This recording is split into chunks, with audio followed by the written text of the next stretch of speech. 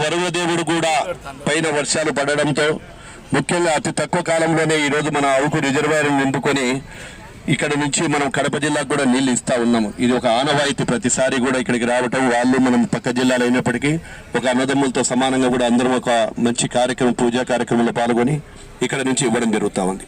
ఈరోజు ప్రజలకందరికీ, వైఎస్ఆర్ పార్టీ నాయకులుగా ప్రజలందరికీ కూడా ఒకటి తెలియజేస్తా ఉన్నా.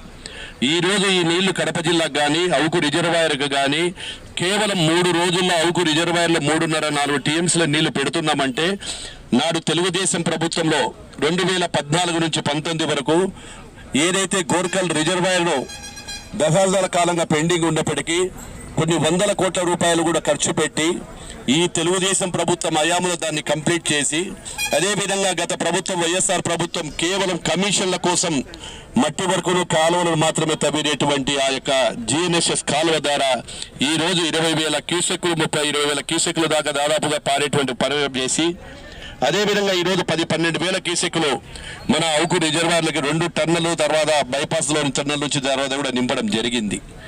ఈ రోజు రాయలసీమకి ఈరోజు ఇంత అద్భుతంగా ఈ 5 చెరువులు, కంటలు అన్ని నింపుతున్నాము. గండిపేట, గండికోట కానీ అక్కడ పక్కన ఉండేటివి కానీ, కడప జిల్లా, కర్నూలు జిల్లాలో గోర్కల్ రిజర్వాయరు, ఈరోజు శ్రీశైలం ద్వారా నుంచి ఇవన్నీ నింపుతున్నామంటే నాడు చంద్రబాబు నాయుడు గారు తెలుగుదేశం ప్రభుత్వం తీసుకునేటువంటి నిర్ణయాల వలన.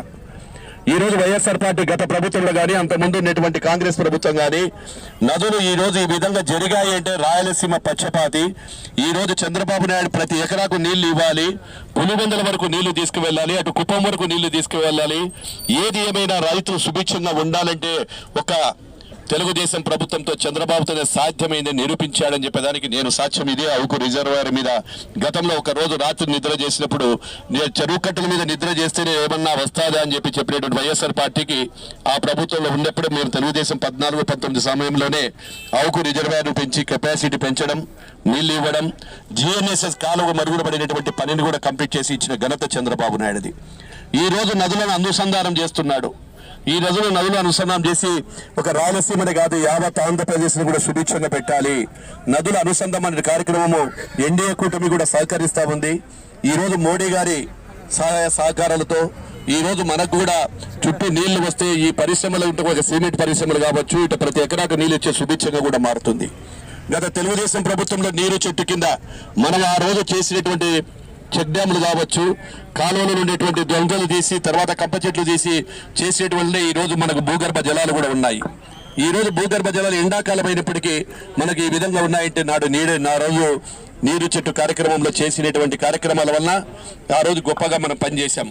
అయినా చాలా మంది కార్యకర్తలకు, నాయకులకు కూడా కష్టపడి చేసిన కాంట్రాక్టర్కు డబ్బులు కూడా ఇవ్వరు ఈ ప్రభుత్వం.